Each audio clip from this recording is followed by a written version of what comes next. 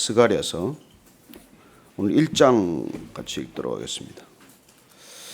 스가랴서 1장 1절로 21절까지 말씀입니다. 같이 읽습니다. 시작. 다리오 왕 제2년 8째 달에 여호와의 말씀이 이또의 손자 베레기야의 아들 선지자 스가랴에게 임하니라. 이르시되 여호와가 너희의 조상들에게 심히 진노하였느니라. 그러므로 너는 그들에게 말하기를 만군의 여호와께서 이처럼 이르시되 너희는 내게로 돌아오라. 만군의 여호와의 말이니라. 그리하면 내가 너희에게로 돌아가리라. 만군의 여호와의 말이니라.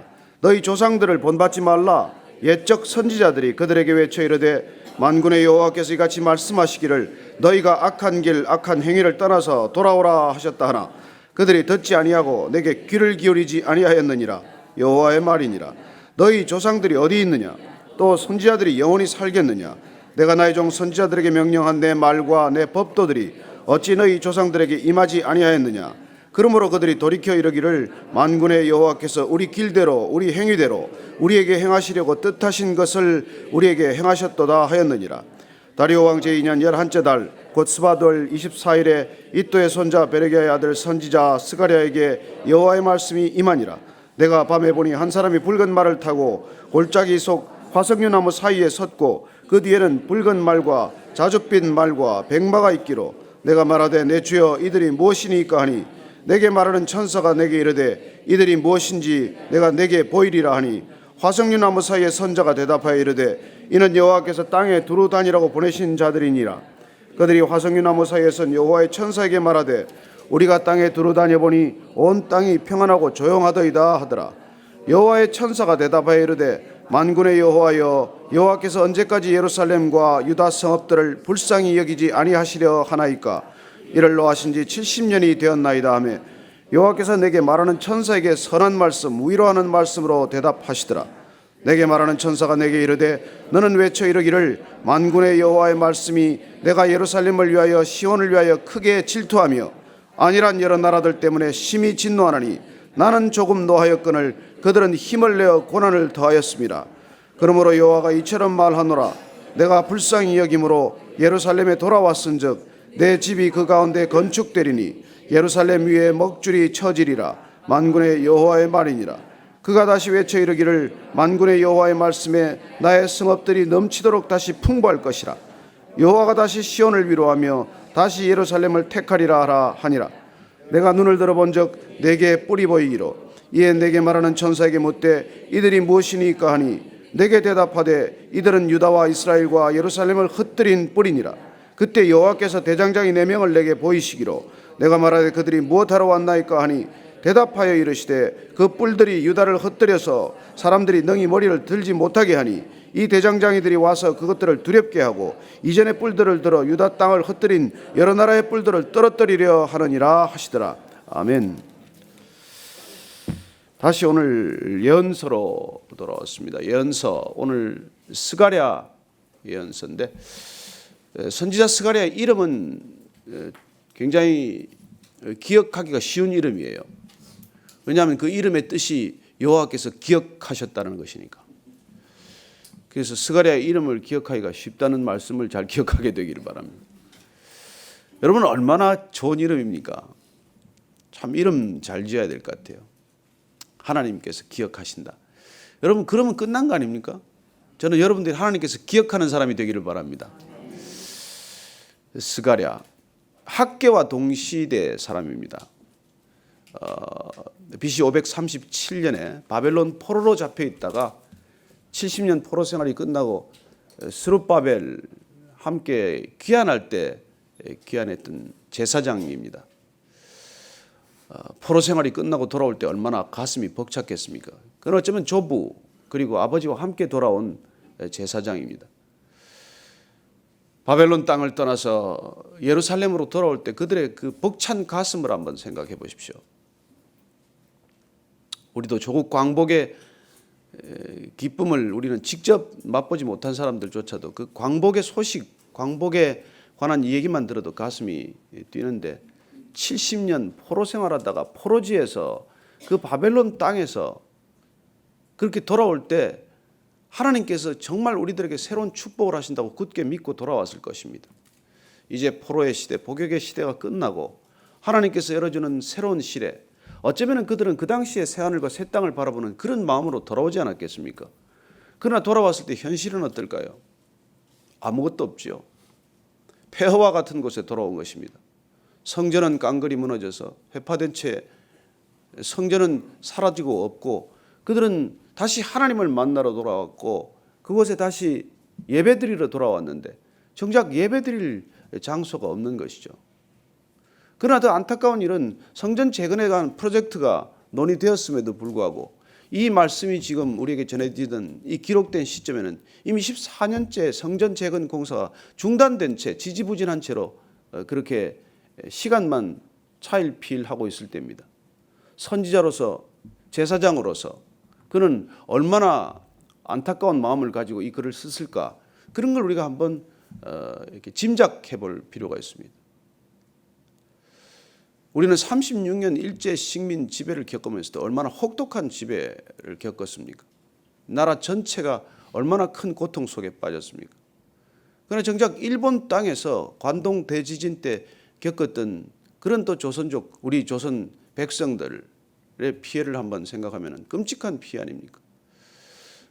그야말로 그 죄를 없는 죄를 뒤집어 쓰고 학살당하던 그런 포로를, 그런 생활을 마치고 귀국하는 마음, 잃었던 나라로 되돌아오는 마음, 포로 생활을 마치고 돌아오는 마음. 그러나 정작 돌아와서 직면한 현실이 우리에게 더 절망스러울 때 아마 그 낙심과 그 좌절감은 이루 말할 수 없을 것입니다. 그때 이 스가랴에게 말씀이 임합니다. 여러분, 가장 사람이 마음이 낙심이 될 때 필요한 것은 하나님의 말씀입니다. 우리는 돈이 필요하고 우리는 힘이 필요하고 우리는 다른 것들이 필요하다고 생각할지 모르지만 우리가 내 힘으로 일어설 수 없을 때 그때 가장 필요한 것은 하나님의 말씀입니다. 이 예루살렘 돌아와서 무너진 성전, 흔적도 없는 성전을 바라보면서 이스라엘 백성들에게 새롭게 꿈과 비전을 선포해야 할 하나님의 말씀, 그 말씀을 전하는 이 선지자의 모습 가운데 외롭지만은, 고독하지만은, 그러나 정말 하나님께 붙들린 그 선지자의 놀라운 영광스러운 모습을 보는 것이죠. 저는 하나님께서 기억하시는 저와 여러분들이 이 시대의 스가랴처럼 우리를 통해서 말씀을 선포하시기를 원한다고 믿습니다. 복음이 우리를 통해서 전해지기를 원하고 계신다고 믿습니다. 이 시대가 물이 없어 목마름이 아니요, 밥이 없어서 배고픔이 아니요, 여전히 하나님의 말씀을 듣지 못한 기근이고 여전히 하나님의 말씀에 목말라서 시들어가는 백성들인데 이 땅에 생기야 들어가라고 하는 그 말씀이 필요한 때입니다. 하나님께서 기억하시는 저와 여러분이 이 땅, 이 지금 현실 가운데도 저와 여러분들이 하나님의 그 마음을 전할 수 있는 자들 다 되기를 바랍니다. 스가랴가 그 말씀을 전하는 것이죠. 그 말씀이 임했기 때문에 하나님의 말씀이 우리한테 임하면 우리는 가만히 있지 못합니다. 어떤 말씀이 임했든 그 말씀은 나 혼자 간직하라고 주신 말씀이 아니에요. 그 말씀은 물론 나를 변화시킬 것입니다. 그 말씀은 물론 나를 뜨겁게 할 것입니다. 그러나 그 말씀은 반드시 나를 통해서 어딘가로 전해져야 하는 말씀이시죠. 오늘 이 1절 2절 말씀을 한번 더 읽을까요? 시작.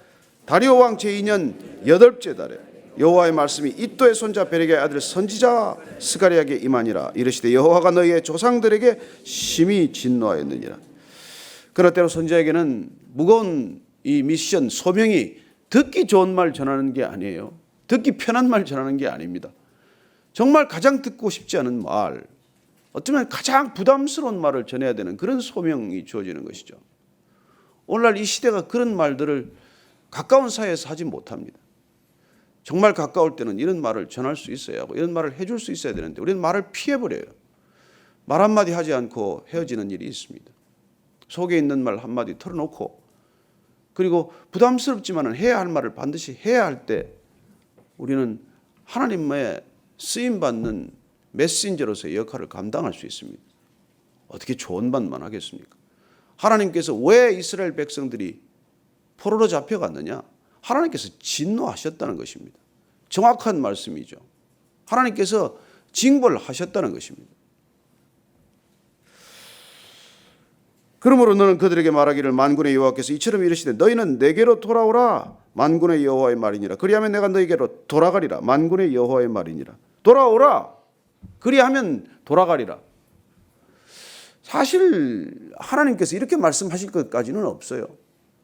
하나님께서는 뭐 어디 떠났다가 다시 돌아오고 사실 그런 분은 아닙니다. 우리가 에스겔 성전에서도 돌아오신 하나님을 보았지만 그 영광이 정말 우리와 함께 늘 하시고 싶은 하나님이고 떠나고 싶지 않은 하나님이고 늘 동행하시고 싶은 하나님입니다. 정작 떠난 것은 우리예요. 그래서 지금 하나님께서 돌아오라고 하는 이스라엘 백성들에게 너희들이 돌아오면 내가 돌아가리라고 말씀하시지만 너희들이 돌아오면 나를 발견하게 될 것이다. 너희들이 돌이키면 다시 나를 만나게 될 것이다. 너희들이 간절히 나를 부르짖고 갈구하고 갈망하면 나를 만날 것이다. 그 말씀을 계속 해주시는 것이죠. 저는 우리 마음을 다해서 하나님을 갈망하게 되기를 바랍니다. 하나님 거기 계십니다. 하나님 여기 계십니다. 하나님 내 안에 계십니다. 그 하나님을 우리의 하나님, 나의 하나님으로 맞아들이는 방법은 내가 돌이키는 것이죠. 그들은 사실 성전을 다시 지어서 성전으로 돌아오기를 원했습니다. 그러나 하나님께서는 성전에 돌아오기 전에 우리가 하나님께로 돌아와야 합니다. 하나님께로 돌아와야 합니다. 하나님께서는 우리의 중심을 돌이키시기를 원하십니다. 돌아오라. 그 말씀은 곧 내가 좌정해야 할 그 자리를 내가 앉게 하라. 그 말씀 아닙니까? 하나님이 어디 있다가 어디로 돌아오십니까? 우리가 밀어내었던 자리, 우리가 떠나버렸던 그 자리, 하나님이 떠나시게 했던 그 자리로 돌아오시는 것이죠. 저는 늘 우리는 보이는 것에 현혹되는 백성들이어서 이스라엘 백성들에게는 성전이 급해요. 빨리 성전을 지어야 그 성전에서 예배를 드릴 텐데, 그러나 주님께서는 먼저 내게로 돌이키라고 말씀하시는 것이죠.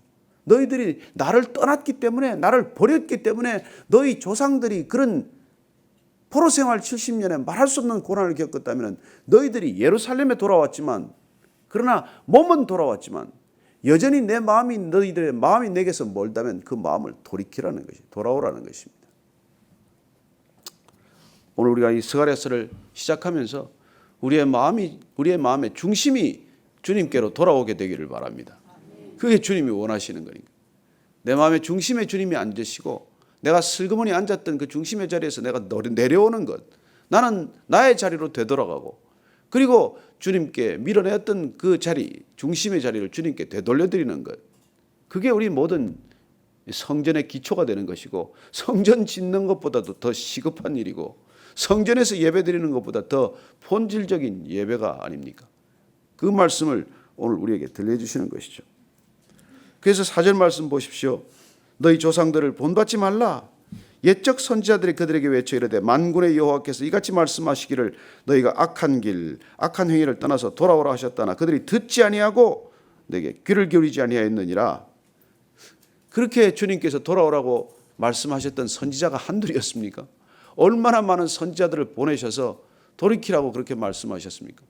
북이스라엘이 멸망했을 때 얼마나 외쳐 말씀하셨습니까? 남유다가 멸망하기 직전에 또 얼마나 말씀하셨습니까? 그러나 너희들은 돌이키지 않았다고 말씀하십니다. 너희들 조상들이 어디 있느냐? 선지자들이 영원히 살겠느냐? 그렇게 말씀했던 선지자들, 그렇게 계속 보냈던 선지자들, 그들이 영원히 사는 선지자들이 아니지 않습니까? 내가 나의 종 선지자들에게 명령한 내 말과 내 법도들이 어찌 너희 조상들에게 임하지 아니하였느냐? 그러므로 그들이 돌이켜 이르기를 만군의 여호와께서 우리 길대로 우리 행위대로 우리에게 행하시려고 뜻하신 것을 우리에게 행하셨도다 하였느니라. 하나님께서 돌아오지 않는 이스라엘 백성들을 향하여 작정하신 길로 가셨고, 그리고 이스라엘 백성들은 그들이 행한 길로 간 것이죠. 여러분, 회개는 돌아오는 것 아닙니까? 돌이키는 것 아닙니까?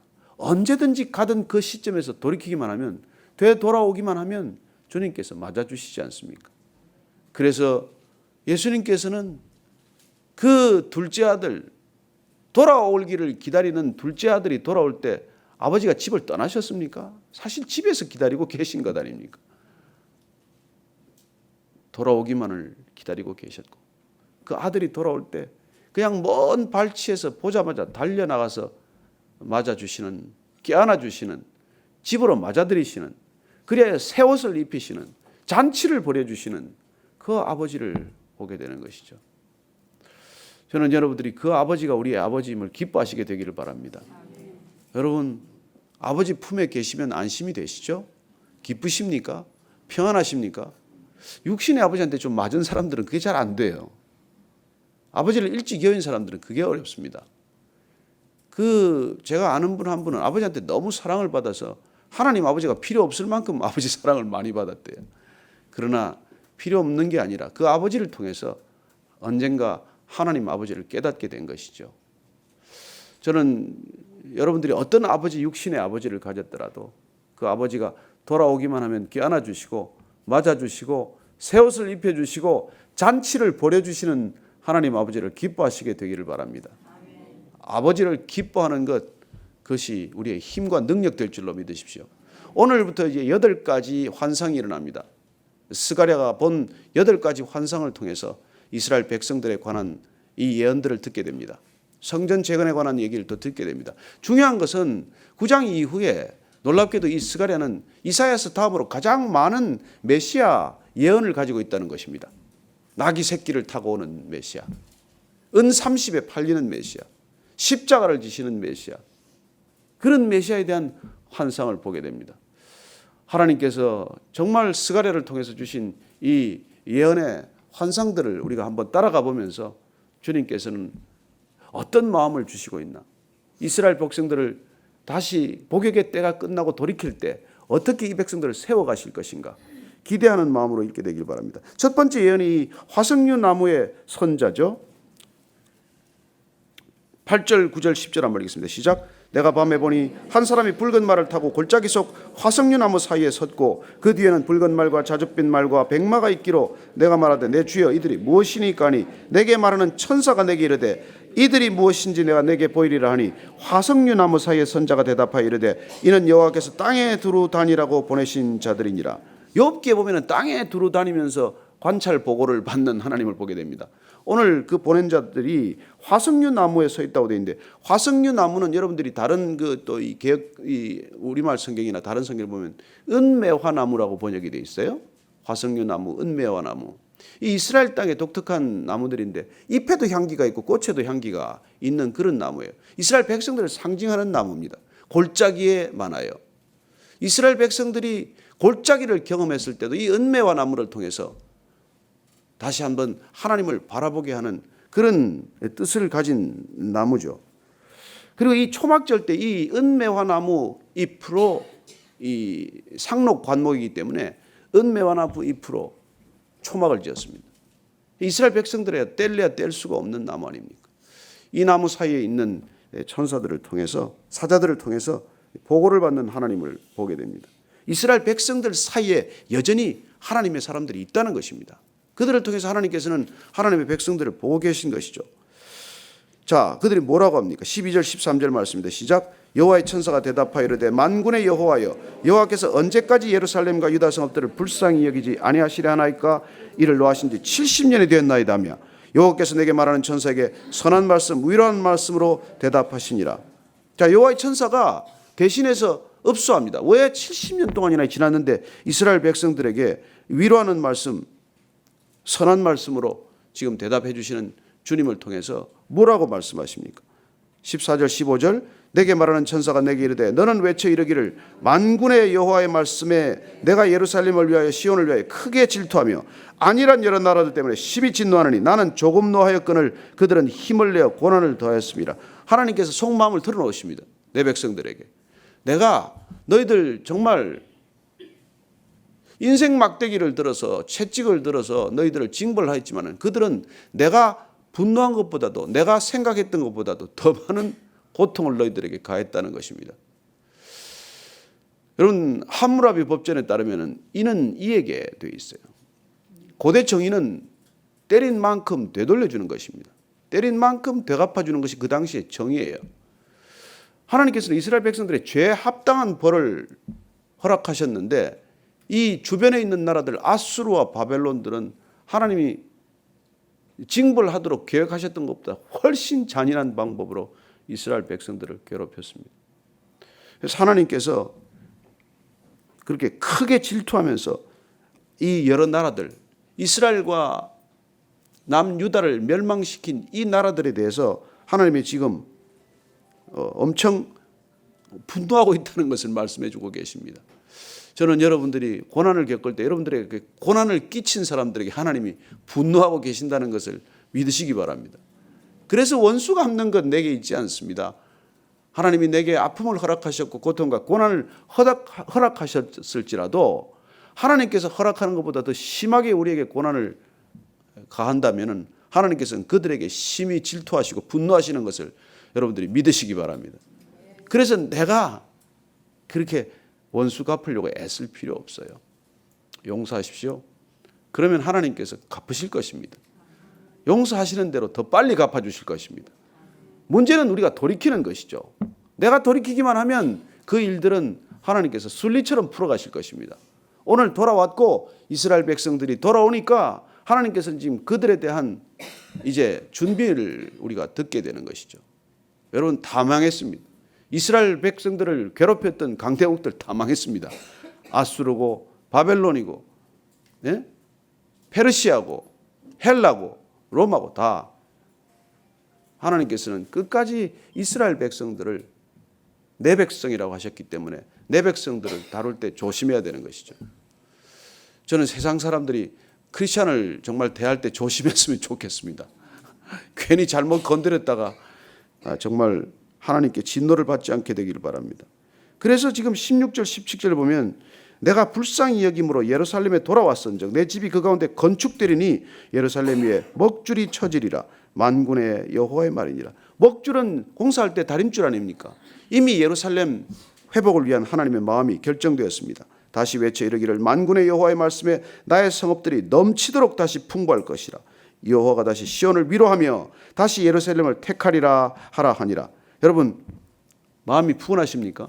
하나님께서 다시 되돌려 주실 것이라는 것, 예루살렘을 풍성하게 하실 것이라는 것, 시온을 위로하실 것이라는 것, 예루살렘을 다시 내 백성으로 택하실 것이라는 것. 이 복음을 오늘 저와 여러분이 듣는 아침에 복음이 되기를 바랍니다. 우리가 돌이켰더니 하나님께서 다시 우리의 머리를 높이 들게 하실 것이고 세상 가운데 수치를 다시 겪지 않게 하실 것이고 하나님께서 우리를 통하여 영광을 받게 되실 것입니다. 믿으십니까? 예, 그런 믿음을 가지셔야 합니다. 그리고 오늘 내 뿔과 내 대장장이 4명에 대한 예언을 또다시 보게 됩니다. 환상을 보게 됩니다. 다시 읽고 마칩니다. 18절부터 21절. 내가 눈을 들어본 적 내게 뿔이 보이기로 이에 내게 말하는 천사에게 묻되 이들이 무엇이니까 하니 내게 대답하되 이들은 유다와 이스라엘과 예루살렘을 흩뜨린 뿔이니라. 그때 여호와께서 대장장이 4명을 내게 보이시기로 내가 말하되 그들이 무엇하러 왔나이까 하니 대답하여 이르시되 그 뿔들이 유다를 흩뜨려서 사람들이 능히 머리를 들지 못하게 하니 이 대장장이들이 와서 그것들을 두렵게 하고 이전에 뿔들을 들어 유다 땅을 흩뜨린 여러 나라의 뿔들을 떨어뜨리려 하느니라 하시니라.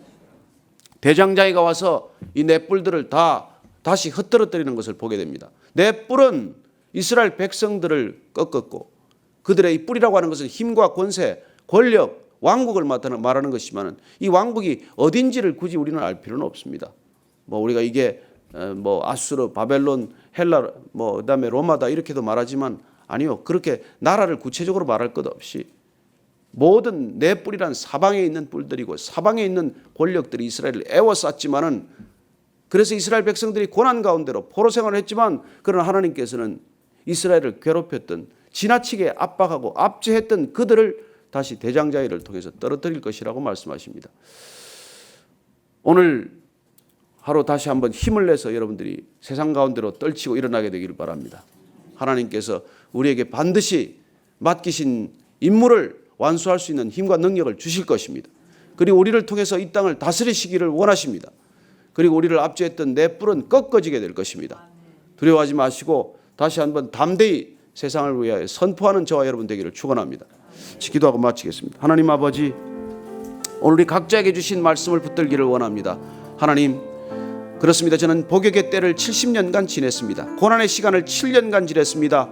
아픔의 시간을 7달 겪었습니다. 그렇지만 주님께서는 다시 우리를 회복시키시기로 결정하셨고 우리를 통하여 영광을 받으시기로 결정하였사오니 하나님, 오늘도 세상 가운데 나가서 주님을 증거하는 하루가 되게 하시고 온전히 우리의 날마다의 걸음이 통해서 하나님께서 영광을 받는 놀라운 믿음의 사도들 되게 하여 주옵소서.